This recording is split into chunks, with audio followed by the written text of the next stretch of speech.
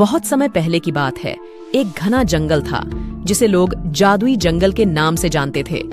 इस जंगल में कई प्रकार के जानवर रहते थे, जिनमें से एक चतुर बंदर भी था। इस बंदर का नाम मोहन था। मोहन बहुत ही बुद्धिमान और चालाक था और वह हमेशा अपने दोस्तों की मदद करता रहता था। जादुई जंगल में एक जादुई पेड़ था जो हर साल केवल एक बार ही फल देता था। इस फल को खाने वाला कोई भी जानवर बहुत ताकतवर और बुद्धिमान हो जाता था। इस साल भी जादुई पेड़ पर फल लगने वाला था और सभी जानवर उस फल को पाने की योजना बना रहे थे। एक दिन मोहन जंगल में घूम रहा था।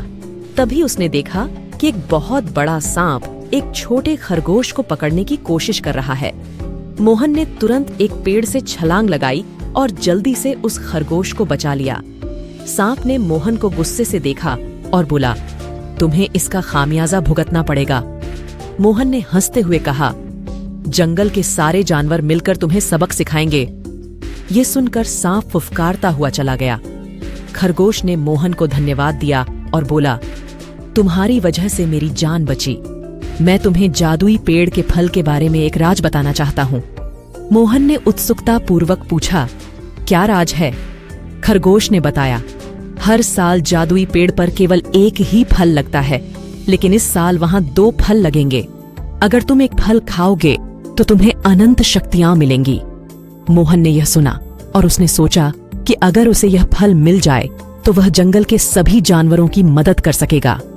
अगले दिन मोहन ने अपने दोस्तों को यह बात बताई और सभी ने मिलकर योजना बनाई कि वे कैसे जादुई फल को पा सकते हैं। मोहन ने कहा, हमें सांप से सावधान रहना होगा क्योंकि वह भी उस फल को पाना चाहता है। सभी जानवरों ने मिलकर एक टीम बनाई।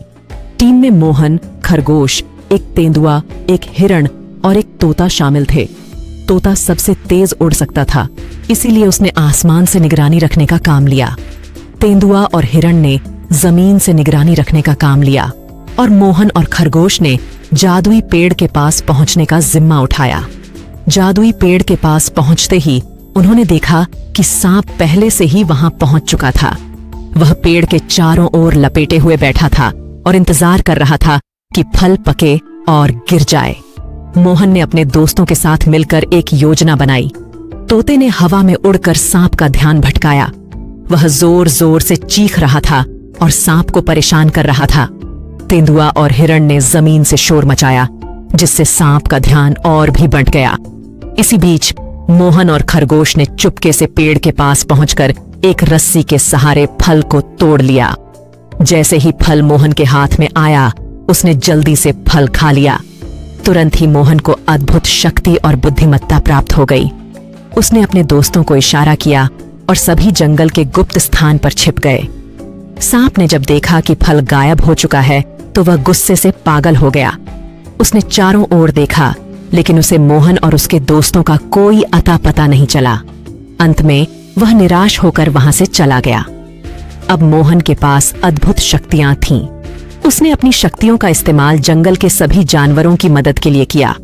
उसने सभी को एक साथ रहने और एक दूसरे की मदद करने का महत्व सिखाया।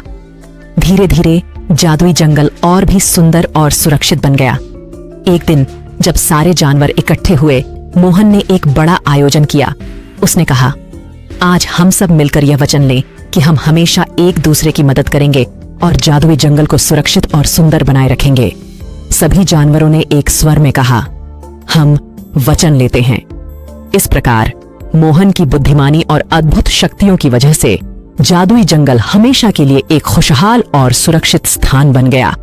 इस कहानी से बच्चों को यह सीखने को मिलता है कि बुद्धिमानी और साहस से किसी भी कठिनाई का सामना किया जा सकता है। साथ ही दोस्तों के साथ मिलकर काम करने से हर मुश्किल आसान हो जाती है।